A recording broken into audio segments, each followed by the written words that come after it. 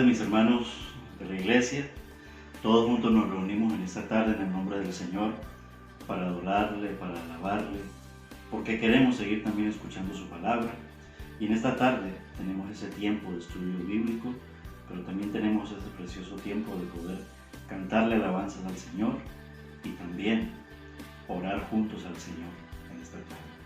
Seguimos siendo iglesia y queremos decirle cuánto le amamos, cuánto le necesitamos.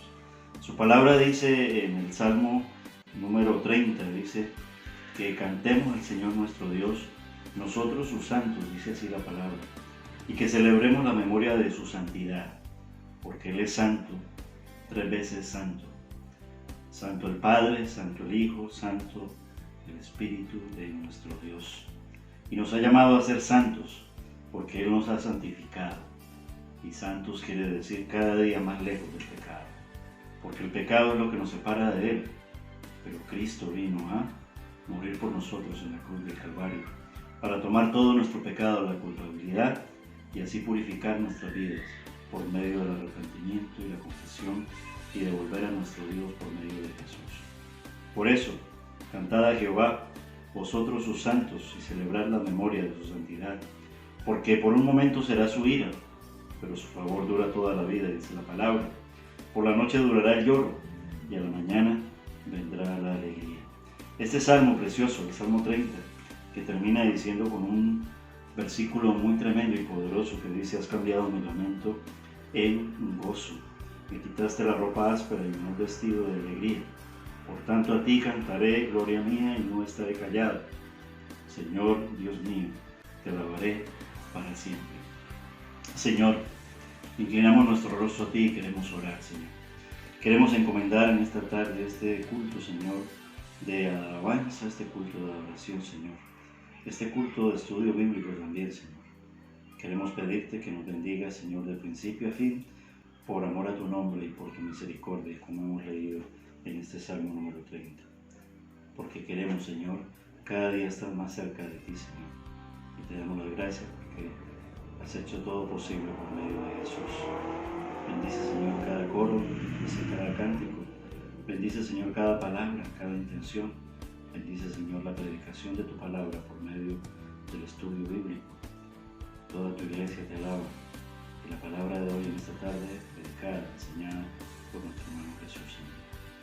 Gracias te damos y te pedimos por cada uno de nuestros hermanos en cada uno de los hogares, por los que están sanos y por los que están enfermos, por los que están tristes o por los que están alegres, por los que tienen trabajo y los que no tienen trabajo, por todos, Señor, porque en tus manos estamos, Señor. Y oramos, Señor, para que el mensaje que como iglesia demos también, Señor, sea un mensaje también para la salvación de cada uno de nuestras vidas. Señor, tú eres el Rey de la vida, el Rey de Reyes. Señor, tú eres quien hace la obra perfecta. Nosotros somos tan solamente instrumentos, Señor, perfectos en ti, en tus manos preciosas. Oramos a ti en el nombre de Jesús, Señor. Amén. Bienvenidos, mis hermanos, para que juntos adoremos al Señor. Que el Señor les bendiga.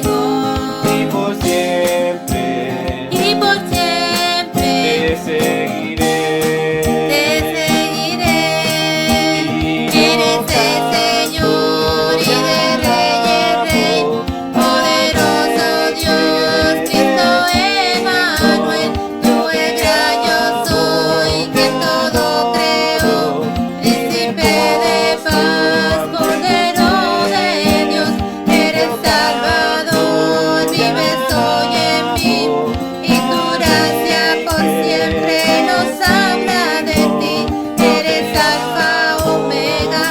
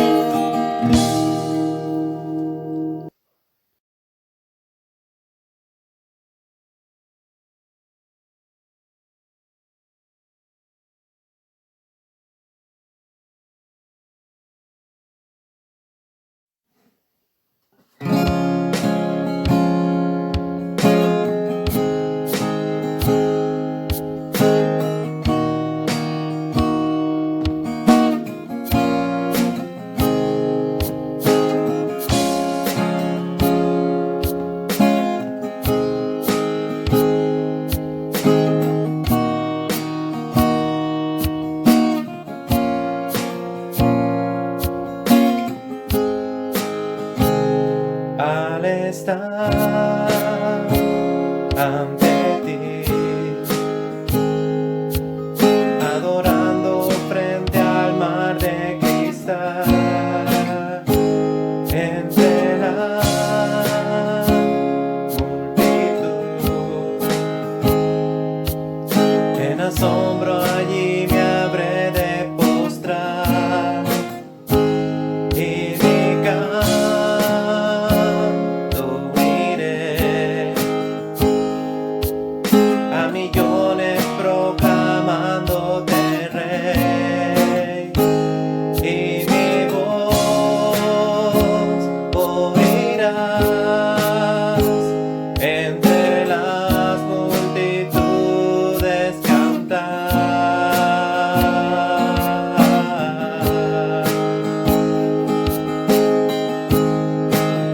Digno es el Cordero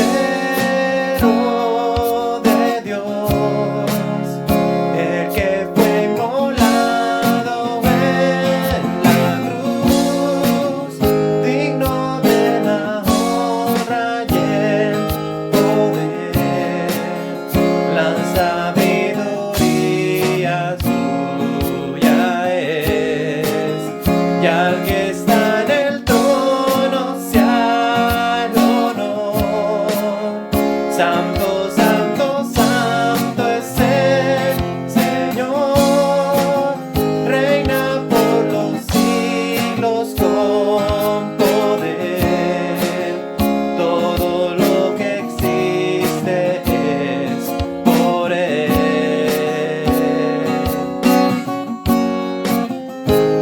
Al estar ante ti,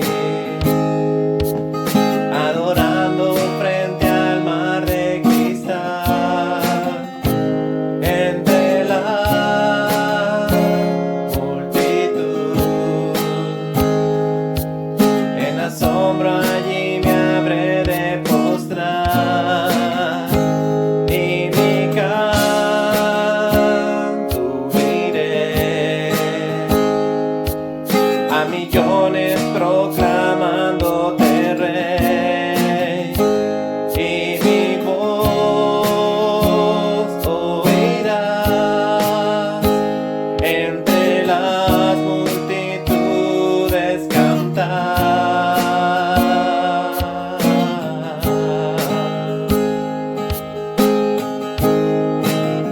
Digno es el Cordero de Dios, el que fue inmolado en la cruz, digno de la honra y el poder, la sabiduría suya es, y al que está en el trono sea el honor. Santo, santo, santo es el Señor, reina por los siglos con poder. Todo lo que existe es por Él.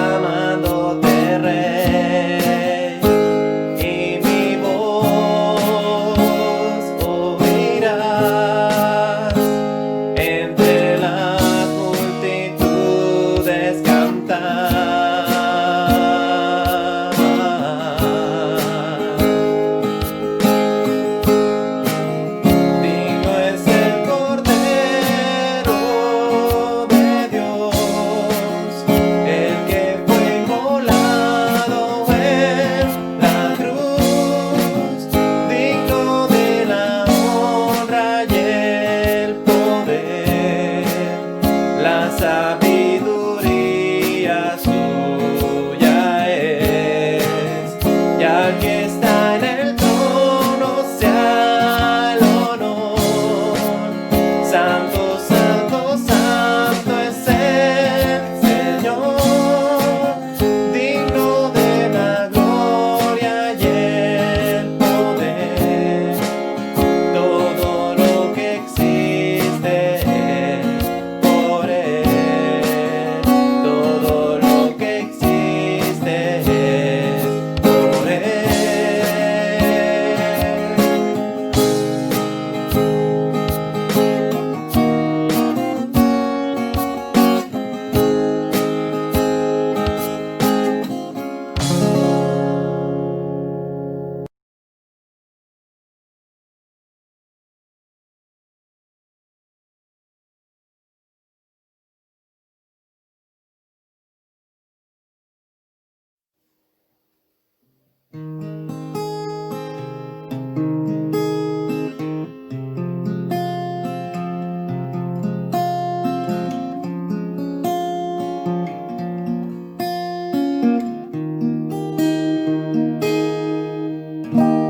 Tus ojos revelan que yo nada puedo esconder, que no soy nada sin ti, oh fiel Señor.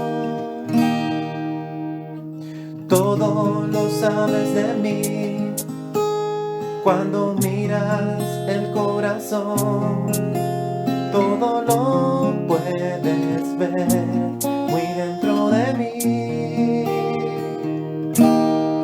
Lleva mi vida a una sola verdad, que cuando me miras nada puedo ocultar.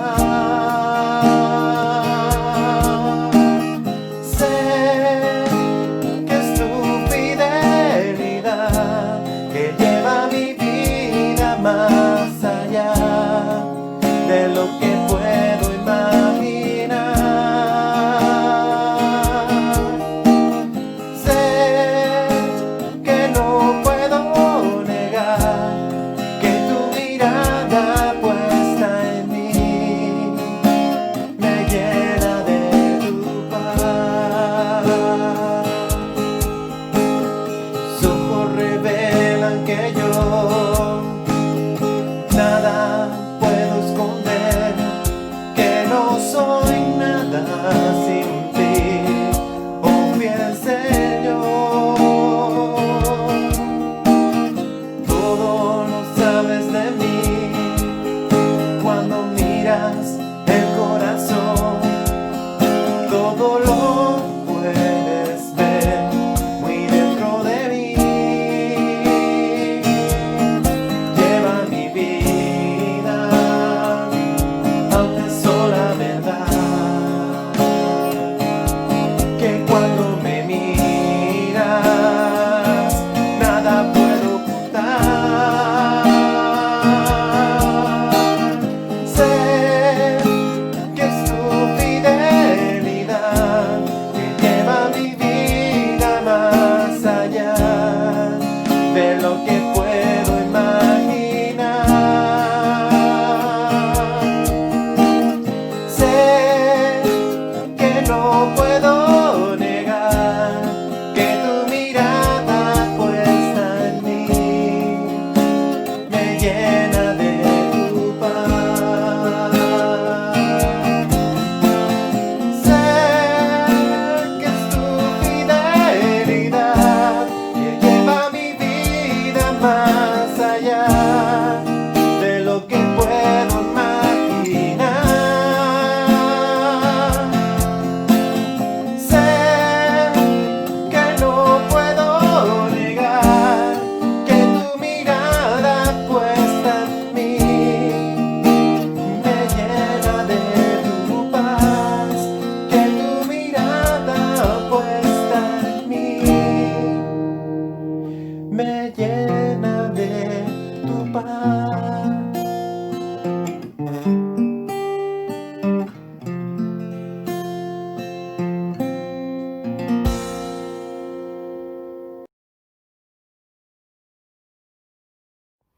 Me vistes a mí cuando nadie me vio. Me amaste a mí cuando nadie me amó. Me vistes a mí cuando nadie me vio. Me amaste a mí cuando nadie me amó. Y me diste nombre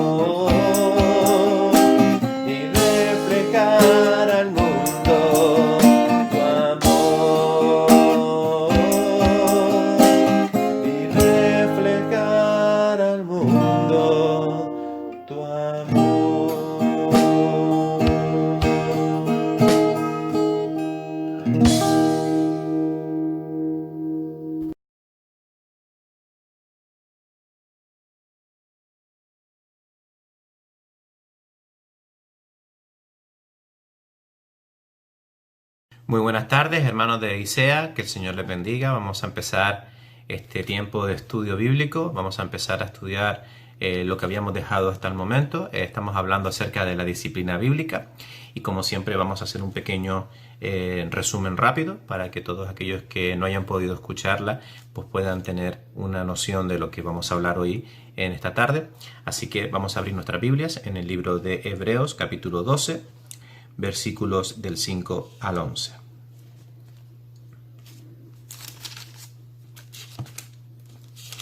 Hebreos capítulo 12, versículos del 5 al 11, nos habla acerca de la disciplina bíblica, que no es otra cosa que Dios enseñándonos sus verdades contenidas en su palabra por medio del poder del Espíritu Santo, el cual inspiró a todos esos hombres que escribieron los diferentes libros de la Biblia.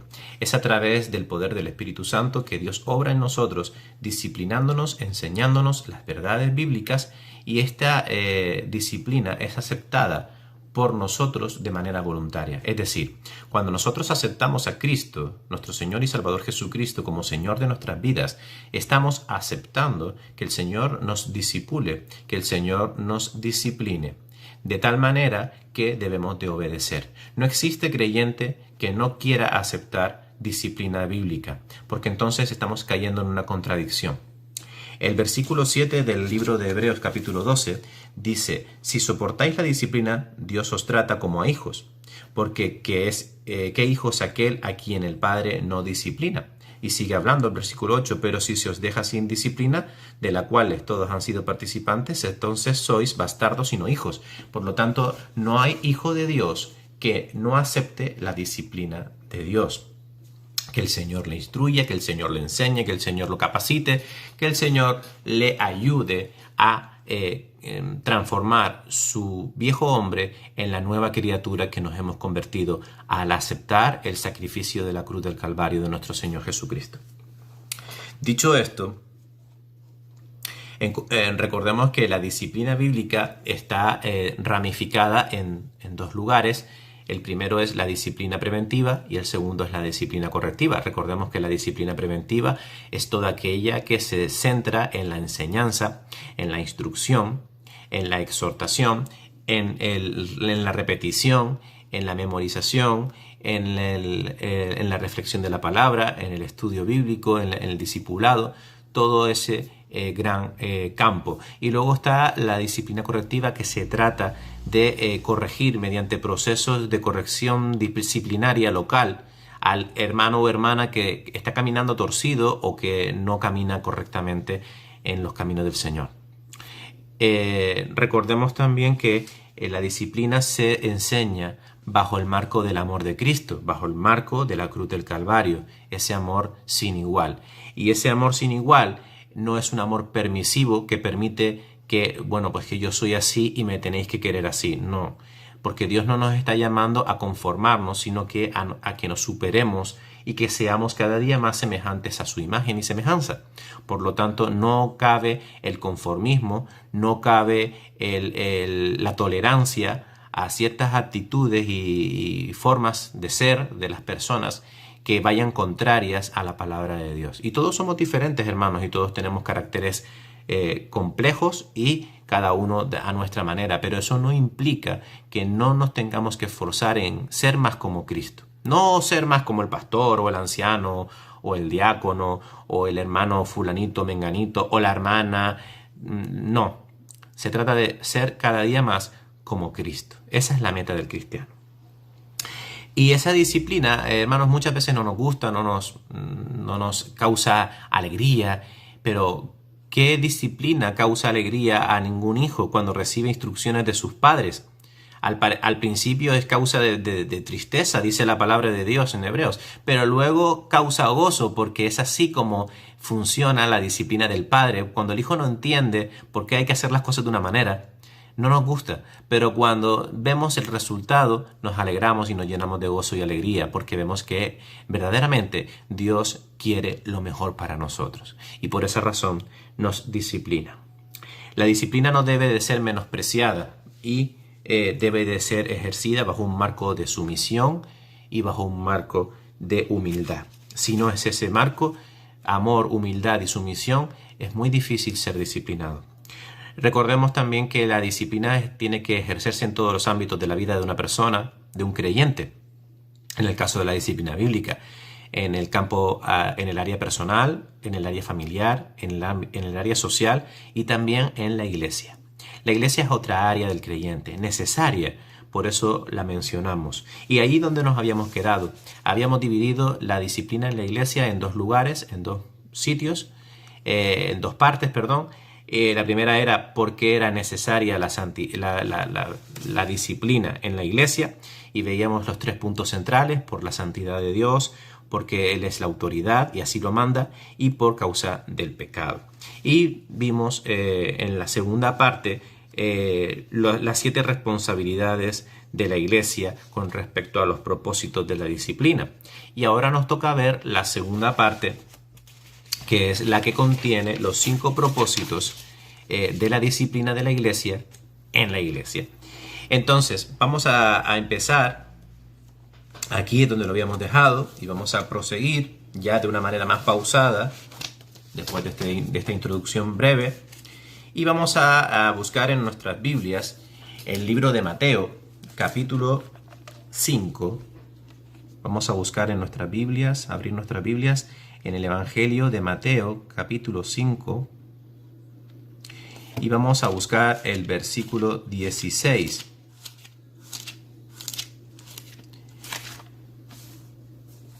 Mateo 5, 16 habla acerca de que somos la luz del mundo, y la luz del mundo tiene que alumbrar. Y dice el versículo 16: así alumbre vuestra luz delante de los hombres, para que vean vuestras buenas obras y glorifiquen a vuestro Padre que está en los cielos. Entonces, cuando hablamos de que somos de que estamos buscando los propósitos de la iglesia, este primer propósito lo podríamos titular manifestar la gloria de Dios. Así se titularía este primer propósito, manifestar la gloria de Dios. ¿Y cómo podemos manifestar la gloria de Dios? Pues bueno, muchos pensarán que en la iglesia, en la congregación, los domingos por la mañana o los domingos por la tarde, cuando nos reunimos y empezamos a alabar a Dios y empezamos a orar y empezamos a escuchar la palabra de Dios y empezamos participamos de la cena, etcétera, etcétera. Hermano, no es eso. Simplemente se puede manifestar la gloria de Dios en la iglesia cuando nos congregamos, porque es así, porque Dios también nos dice que así manifestamos su gloria.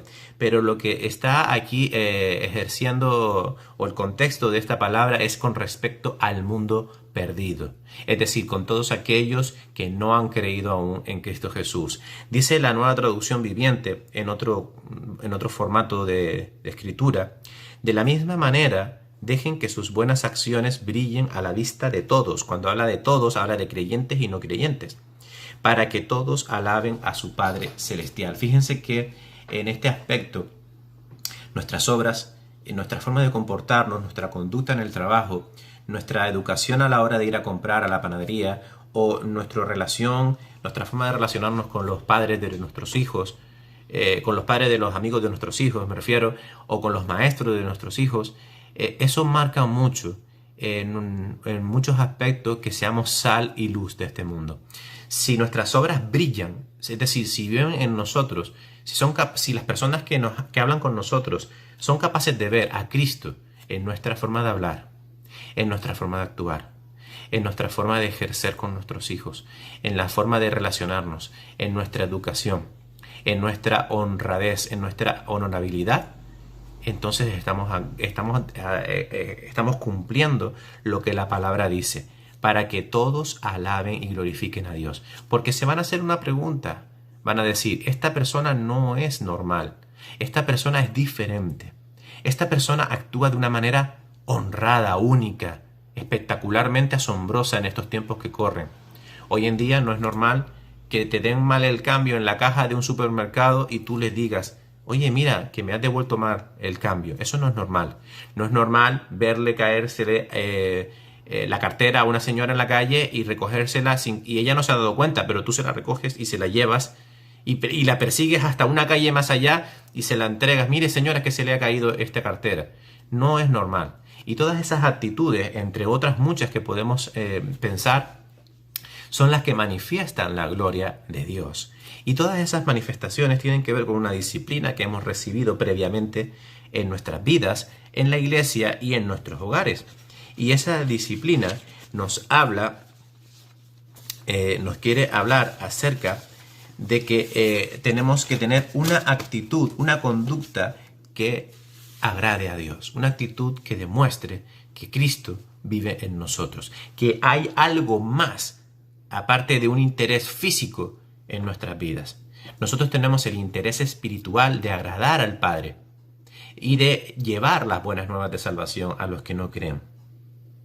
Y eso es lo que atrae a los no creyentes a glorificar al Padre, cuando ven nuestras buenas acciones.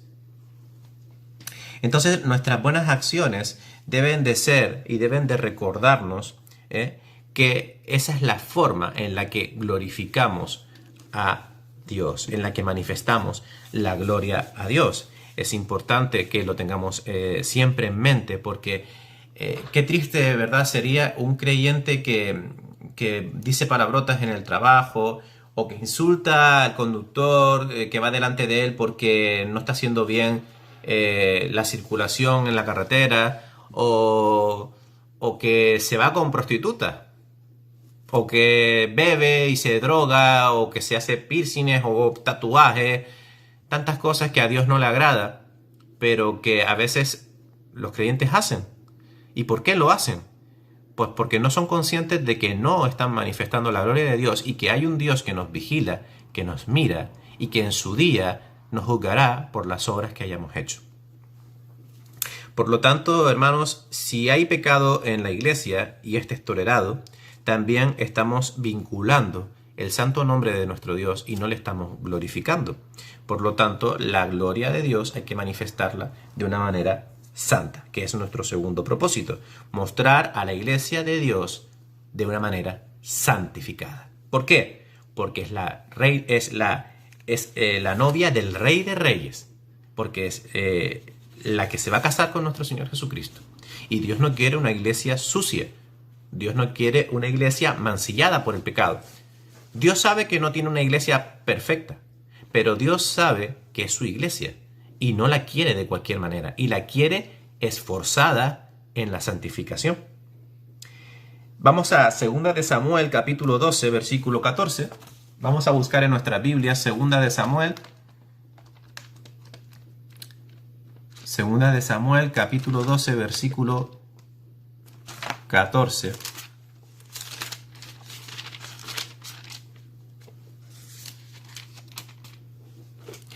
Hermanos, y cuando hablamos de iglesia santificada, cuando hablamos de una iglesia santificada para el Señor, eso es una iglesia que no permite el pecado y que castiga el pecado que se infrinja, como fue el caso de David, cuando el profeta Natán le dio la sentencia de Dios por el pecado que había cometido con Betsabé. Dios castigó a David con la muerte de su hijo para que los enemigos de Dios no blasfemaran el nombre de Dios. Fíjense qué importante es esto. Y diríamos, bueno, ¿esto qué tiene que ver con nosotros? Si es David, hace mucho tiempo, y Dios no actúa así, perdona, pero Dios sí sigue actuando de alguna manera sobrenatural. Y me explico.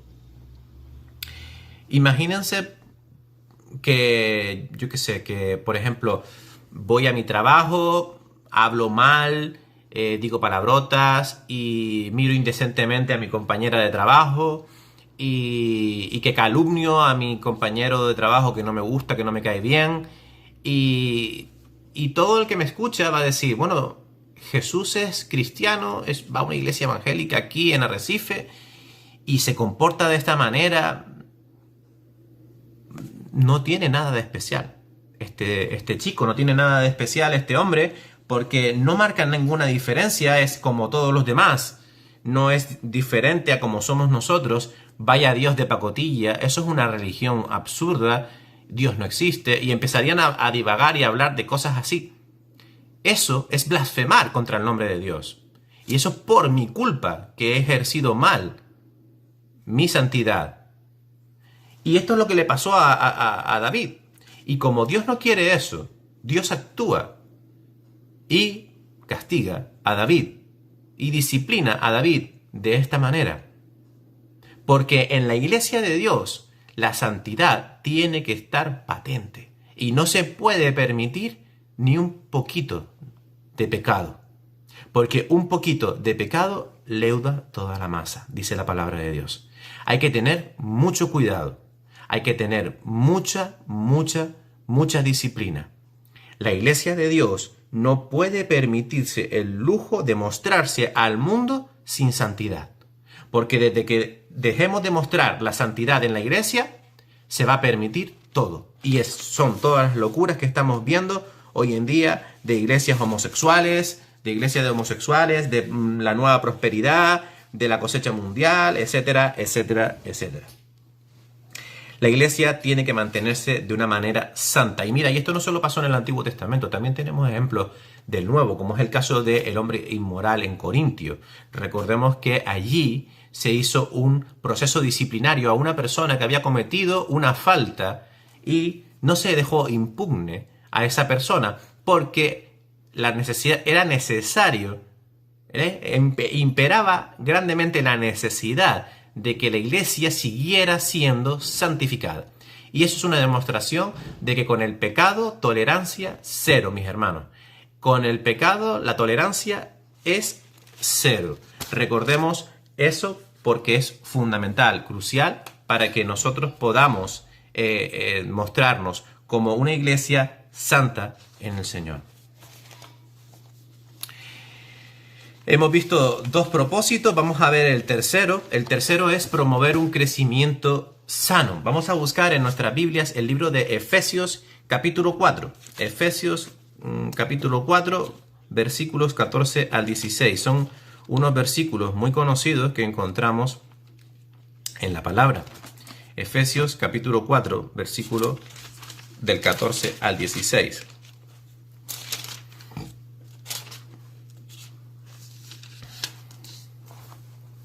Dice la palabra de Dios: para que ya no seamos niños fluctuantes llevados por doquier de todo viento de doctrina por estratagema de hombres que para engañar emplean con astucia las artimañas del error, sino que siguiendo la verdad en amor, crezcamos en todo en aquel que es la cabeza, este es Cristo, de quien todo el cuerpo, bien concertado y unido entre sí, por todas las coyunturas que se ayudan mutuamente según la actividad propia de cada miembro, recibe su crecimiento para ir edificándose en amor. Miren, el crecimiento sano tiene varios puntos aquí en este pasaje que acabamos de leer. El primero es la causa de lo que ocurre cuando no hay madurez en nuestras vidas. La inmadurez puede provocar que el creyente sea arrastrado a falsas doctrinas, a falsas enseñanzas promovidas por aquellos que no obedecen la voluntad de Dios o que la trastocan o las tuercen debido también a su propia inmadurez. Porque muchas veces es la inmadurez del maestro lo que provoca la inmadurez del huevo de la grey. Pero también es verdad que hay mucho lobo suelto que viene a robar y a engañar y a destruir como Satanás. Miren, hermanos, ese es el problema. El primer punto es que ese es el problema. La inmadurez no promueve el crecimiento sano. Y por esa razón debemos de crecer en la sana doctrina y crecer en una iglesia de sana doctrina. Y la Biblia nos advierte continuamente en el Nuevo Testamento acerca de que evitemos caer en este error, porque es un error que se paga caro. El árbol que crece torcido ya luego no se puede enderezar. Una vez crea un hábito, el tronco se engrosa, el pecado se engrosa, ya no se puede enderezar ese árbol porque desde el momento que lo intentes hacer mucha fuerza vas a partirlo. Así es también el creyente. No podemos crecer de esa manera y por eso se nos llama a advertencias a este peligro. Podríamos hablar de Hechos capítulo 20, Romanos capítulo 16, Gálatas capítulo 1. Son pasajes que advierten acerca de este peligro. La segunda cosa es que para transmitir el mensaje de salvación no se puede crecer de una manera no sana, insana. Porque de la manera que yo crezco insano, luego hago y hablo de una manera que los demás van a creer de manera insana también. Y vamos a crecer en una doctrina equivocada como pasa en muchos sitios, en muchos lugares del mundo, se crece de una manera insana, incorrecta, con las doctrinas equivocadas o torcidas. Y esa es otra de las situaciones por la cual se debe de promover un crecimiento de sana doctrina en la Iglesia de Dios. Y por último, hermanos, es una tarea que debemos de hacer juntos. Imagínense que todos fuéramos a crecer en el Evangelio de cada uno por su lado. No funciona así. La Iglesia no funciona de esa manera, hermanos. La Iglesia tiene que crecer en un conjunto, debe de crecer como equipo, debe de crecer en el marco de unidad.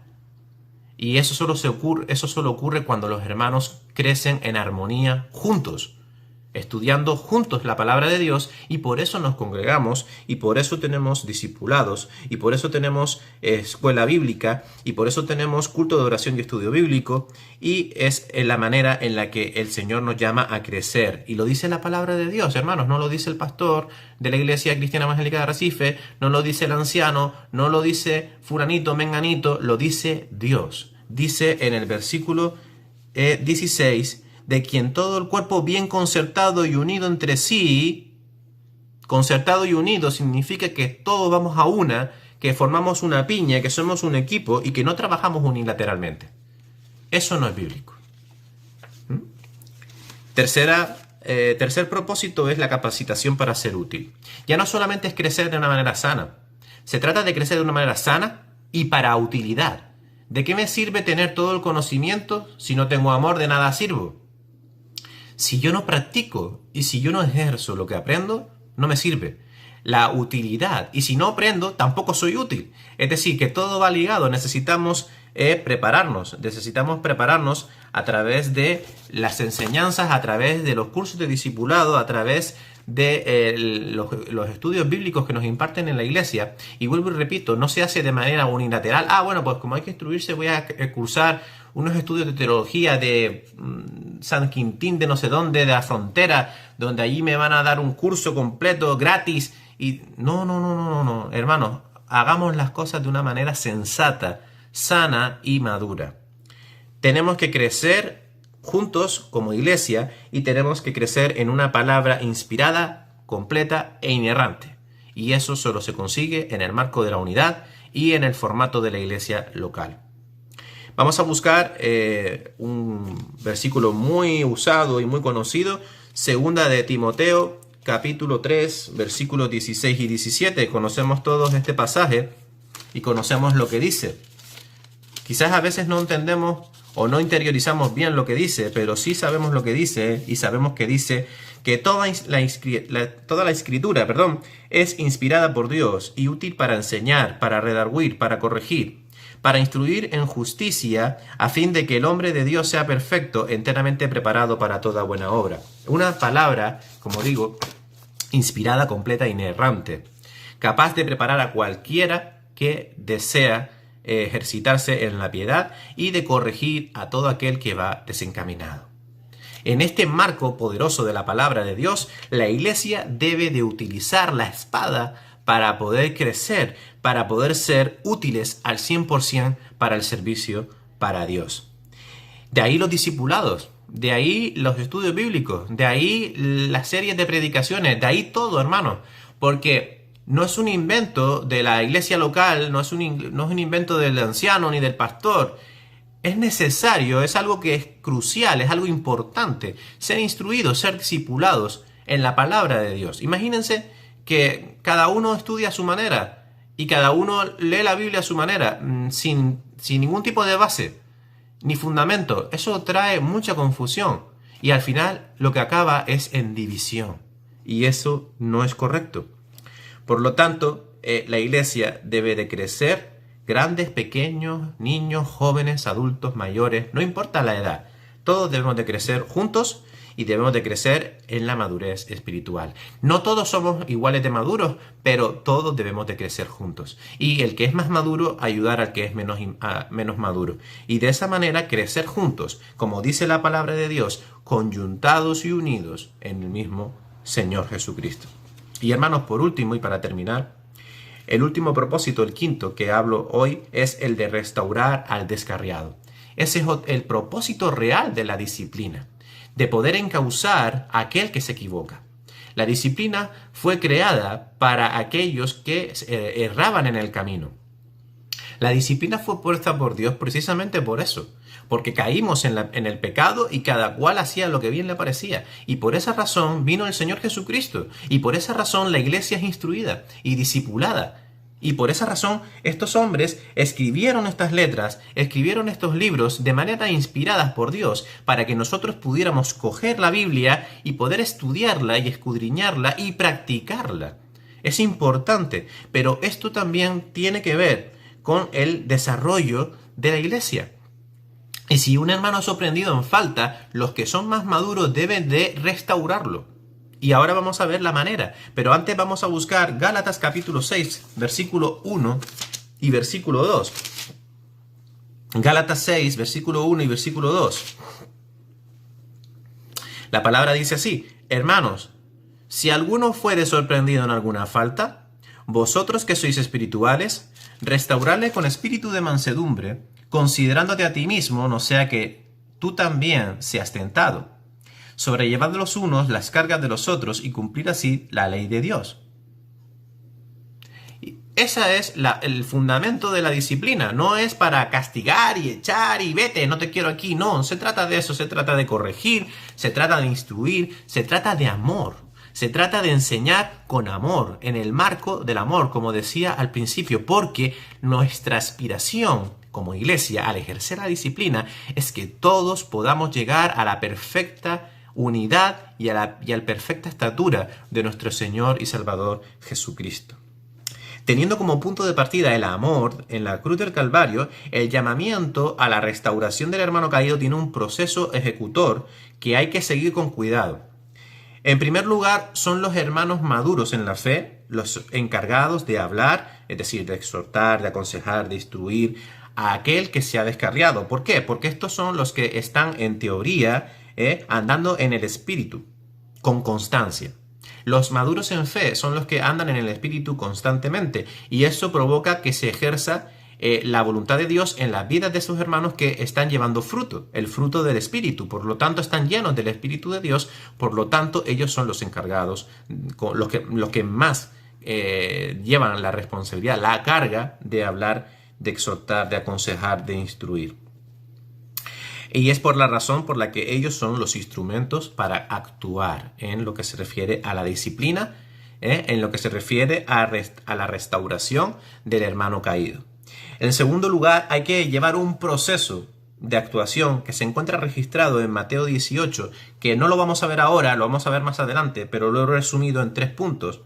El primero es la reprensión íntima, el segundo es la reprensión con 2 o 3 testigos y el tercero es la reprensión llevada al consejo y a la asamblea local.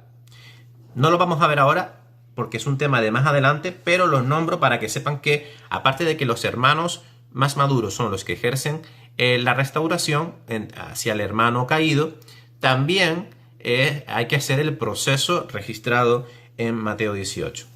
Tercer punto que debemos de tener en cuenta a la hora de la restauración del hermano es que el infractor, es decir, la persona que cae, que tiene la falta, debe demostrar un arrepentimiento sincero y seguir un proceso disciplinario impartido por los dirigentes de la iglesia local.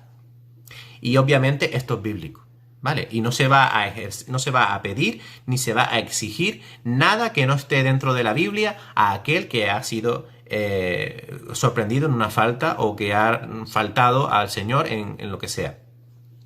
Vale, ese hermano tiene que proceder a un arrepentimiento sincero y ser sometido y dejarse someter. Acordémonos del principio que yo dije que la disciplina tiene que ejercerse con humildad y sumisión. Humildad y sumisión son necesarios para ejercer la disciplina dentro de la iglesia. Pues este hermano que se arrepiente tiene que pasar por el proceso disciplinario de una manera humilde y sumisa, para ser sometido a ese proceso de disciplinario que se encuentra registrado en cada iglesia local de una manera bíblica, obviamente. No se va a maltratar a nadie, simplemente se va a ejercer la palabra de Dios con respecto a las faltas que se haya cometido. Y por último, y esto es muy importante, una vez que el error ha sido subsanado, el hermano ha sido reconducido, es obligado no volver a reutilizar el pasado para escarnecer ni estigmatizar al hermano caído anteriormente. Porque eso causa una marca que causa tristeza profunda en aquel que ya se arrepintió. Acordémonos que todos hemos caído en el lodo cenagoso y que todos hemos sido rescatados por el Señor Jesucristo en la cruz del Calvario. Por ese amor, recuerdo que todo parte desde el marco del amor en la cruz del Calvario. Por eso en amor necesitamos restaurarlo y de forma interna volver otra vez a restablecer la comunión con el hermano una vez pasado el proceso disciplinario. Hermanos, eso no quiere decir que, por ejemplo, si la falta, por poner un ejemplo, ha sido que ha robado de los fondos de la tesorería el hermano que estaba encargado de la tesorería, no quiere decir que ahora el hermano, como ha subsanado el error, vuelva a ejercer la tesorería. Seguramente no, pero eso solo puede tratarse bajo un punto de vista interno, dedicado, establecido en la dirección de la iglesia, en el consejo de la iglesia. O si, por ejemplo, hay alguien que ha maltratado a un niño, por ejemplo, en el Club Emanuel, uno de los componentes del Club Emanuel maltrata a un niño, pues ese hombre o esa mujer que ha hecho esa falta, quizás, a lo mejor, no puede volver a ejercer en el Club Emanuel, o sí, no sé, dependerá del ejercicio interno del consejo de la iglesia. Entonces, no quiere decir que por la restauración se estigmatice al hermano o a la hermana, pero tampoco se trata de que todo vuelva como si nada ha pasado. Todo dependerá de la gravedad del asunto, todo dependerá de las consecuencias que haya podido conllevar. Acordémonos de la consecuencia del pecado de David, llevó a la muerte de su hijo, no a la enfermedad y casi a la muerte, llevó a la muerte de su hijo, es decir, que ese hijo ya no iba a vivir, por lo tanto ya no iba a poder tener a ese hijo, y con los ministerios en la iglesia a veces pasa igual. Entonces, no quiero decir que eso sea así, porque depende del proceso, pero es el punto al que quiero tratar. Es decir, no se trata ni de caerle al hermano cada 2 por 3 recordándole su pecado pasado, ni que caigamos en el error de que si el hermano cometió un fallo en tal ministerio, volvamos a ponerlo en el mismo ministerio para causarle la tentación de que vuelva a caer en el mismo error. No. Creo que me entienden, ¿verdad? Porque yo a veces me lío hablando, pero la verdad que es así. Bueno, hermanos, esto es hasta el momento lo que estamos viendo. Vamos a... La próxima vez que pueda compartir la palabra, pues vamos a ver cuáles son las causas de que se produzca la disciplina. Es decir, ¿por qué ejercemos la disciplina? Pues puedo poner algunos ejemplos. Por ejemplo, cuando se ha ofendido a un hermano personalmente, o cuando hemos sido sorprendidos en adulterio, o cuando somos perezosos, o cuando, por ejemplo, no edificamos con lo que hablamos, o cuando causamos divisiones. Entonces hay muchas cositas que tenemos que ver, causas de por qué usamos la disciplina en nuestras vidas y sobre todo en la iglesia de Dios. Vamos a ir viéndolo poquito a poco, está muy interesante. Yo seguiré haciendo resúmenes para que todos podamos estar al hilo de este tema. Y hermanos, esperemos que el Señor sea bendiciendo nuestras vidas y cada día más ejerciendo su disciplina perfecta, en su voluntad perfecta y de la manera correcta. Amén. Que el Señor les bendiga.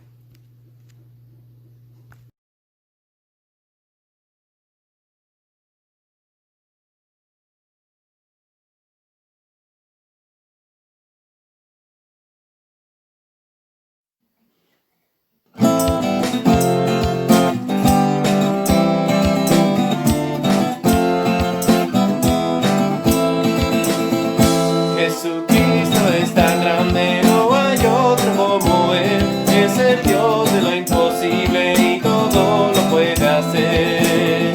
Jesucristo es tan grande, no hay otro como Él. Es el Dios de lo imposible y todo lo puede hacer.